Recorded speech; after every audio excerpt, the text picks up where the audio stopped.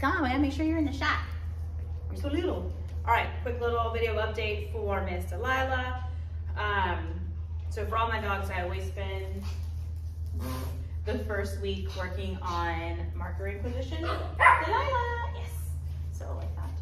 A marker is a moment in time, excuse me, it is a word that distracted me. It's a word that marks a moment in time that I like something, yes, that she does.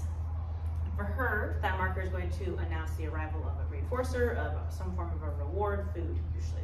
I basically want to create an association between the two events so that whatever she's doing, when she hears the marker, will then take on the good feeling of receiving food so that she's more likely to do it in the beginning, or do it in the future. Wow, my words are not great right now.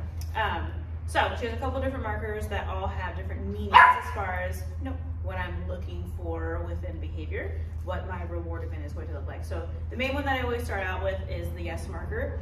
Yes means I like what you did, come take something from me. It's a non-committal behavior. She doesn't have to do anything past hearing that marker other than coming and taking food from me.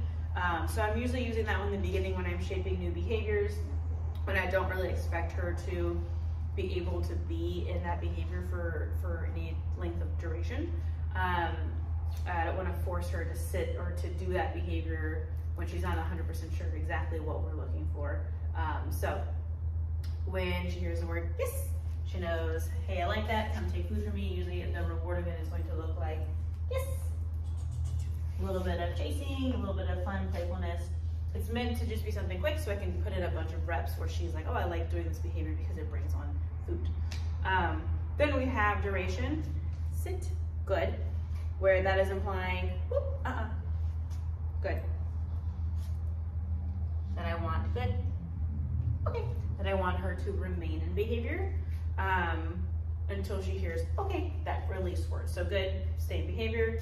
Eventually we'll add in rules. Right now, she's just understanding the concept of it because she's such an active puppy. That's really hard for her. So that's been a really big thing that we've been focusing on, is getting her to remain in behavior. So some dogs I can kind of stretch out the in-between-sies time. For her, it kind of has to be like food, food, food, food, food to keep her attention span. And that's fine, that's her as a dog. So I usually will have food ready, sit, good. Bringing it to her, sit, good. No, good, good, good.